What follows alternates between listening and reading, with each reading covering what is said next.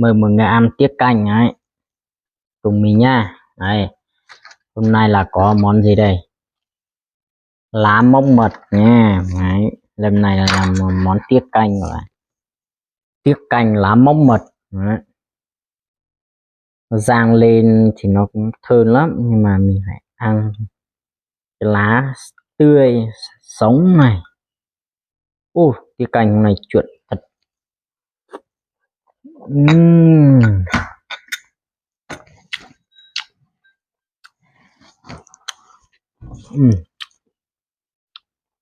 Rồi dạt vào.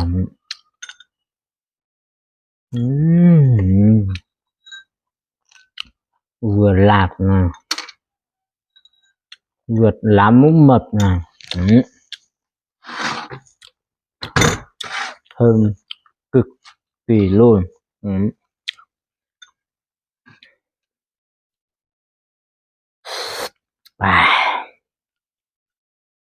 Cho thêm tí hạt vào ấy. Mời cả nhà nha. Đấy. Tiết canh luôn, thử món tiết canh lá mốc mật này.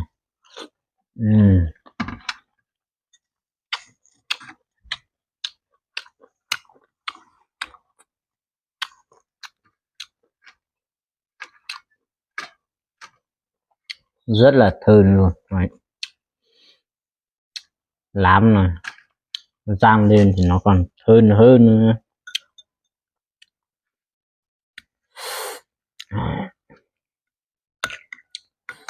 Có hạt, có cả lạt nữa này, cho nguyên đấy. Mời cả nhà nha. Đấy.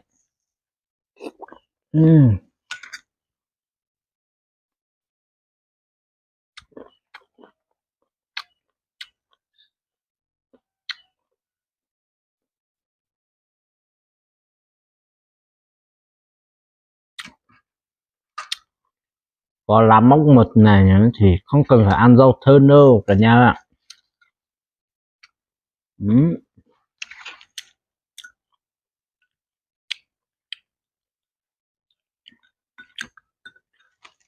Là thêm cái lá vào.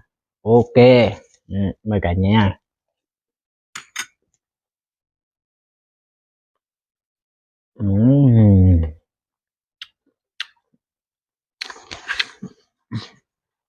Wow. Quyên cái ớt này sẽ cháu mùi. Cho vào túi quần rồi. Ít nhỉ. Không chứ 23 quả. Mình cũng hái nhiều mà nó rơi hết rồi. Rơi hết rồi.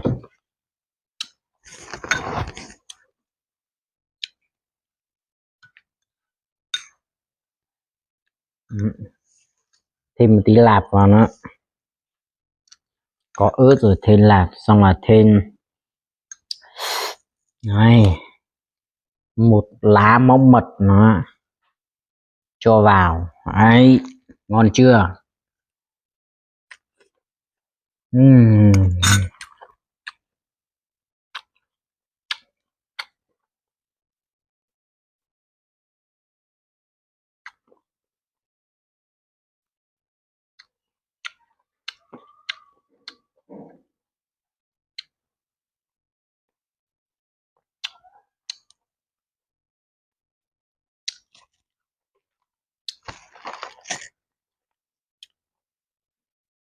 Rất ngon. Thêm tí lạc vào nó nữa.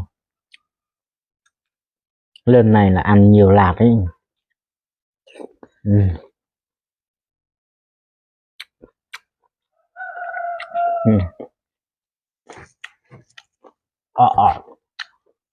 Cay lắm.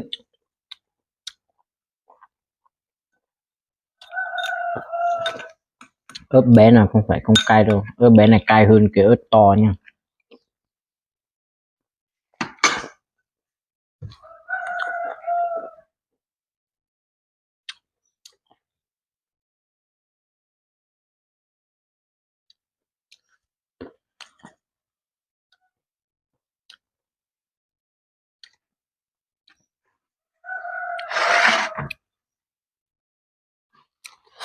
Ây à, đến bát thứ hai mời cả nhà. Khổ thật đấy. Mời cả nhà nhá. Ừm.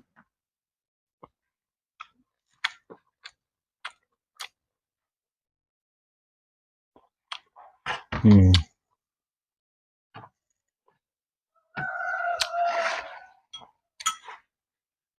Bát này có miệng được không ta?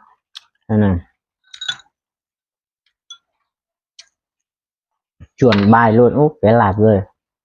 Này cái lá mông mà nó còn không rơi nha cả nhà ơi. Đấy. Đấy. Chuyện thật thật sự luôn nha. Cho cái lặp nó qua lại vào đây.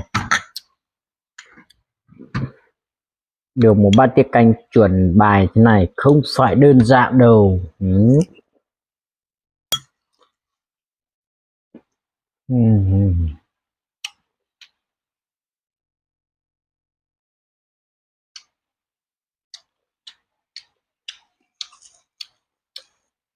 Đó, mọi người có nghe tiếng mưa không?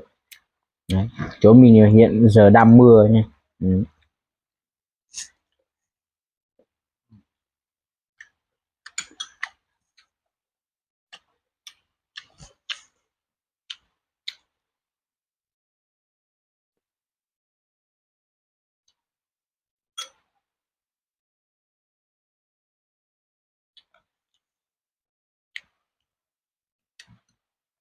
Giờ đang rất chi là mưa. Mưa bắt đầu to dần rồi nha.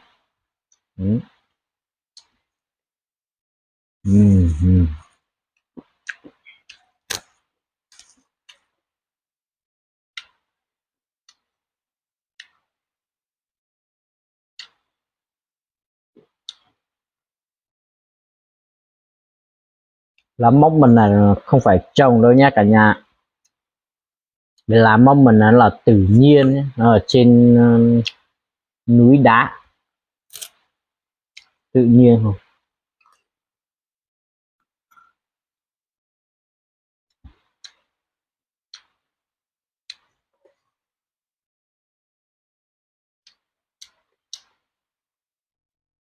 Nếu ai muốn biết lên chỗ mình dẫn đi trên đá, tí trên đá cao luôn, đẹp lắm.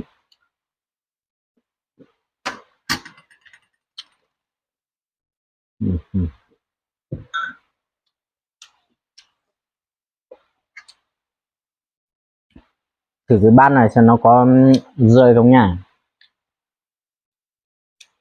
Tuyệt vời luôn nha. Đấy. Đây. Đảm cất.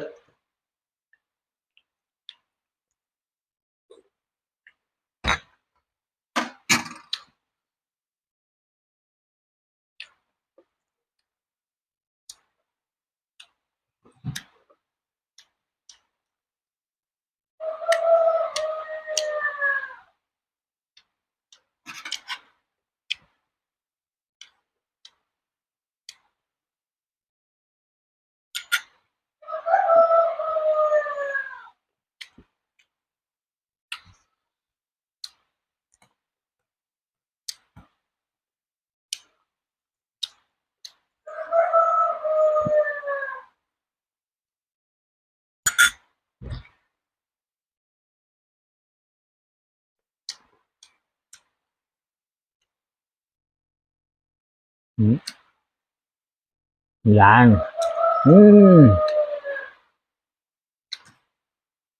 Lá mâm mình là đẹp lắm.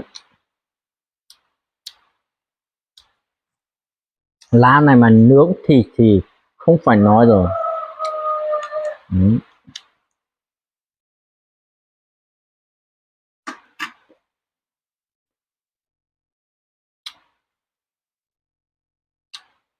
Thấy cái lá ở rừng tự nhiên ấy,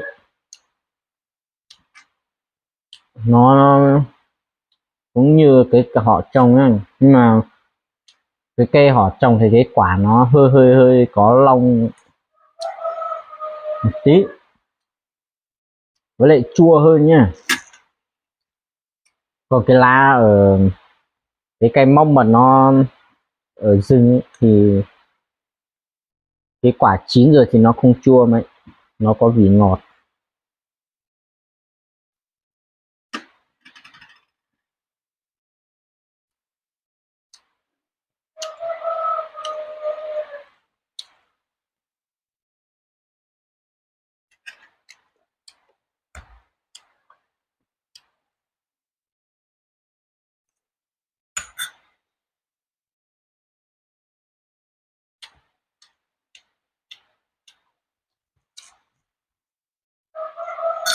Hết lạc này.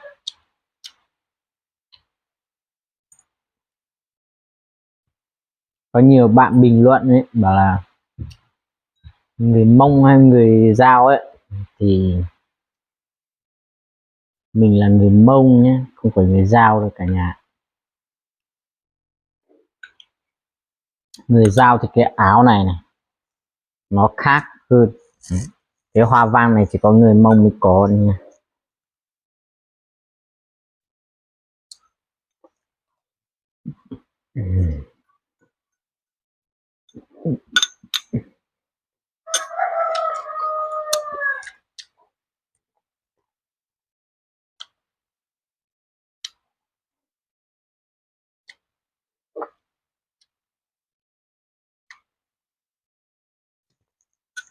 Cái màu cái áo có cái màu này là người, mọi người biết người đâu không? Người tỉnh nào nhiều?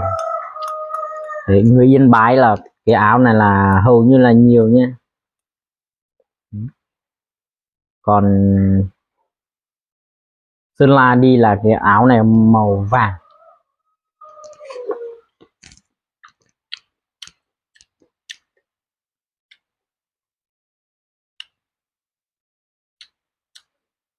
Hầu như là người Yên Bái là có cái áo này nhiều hơn.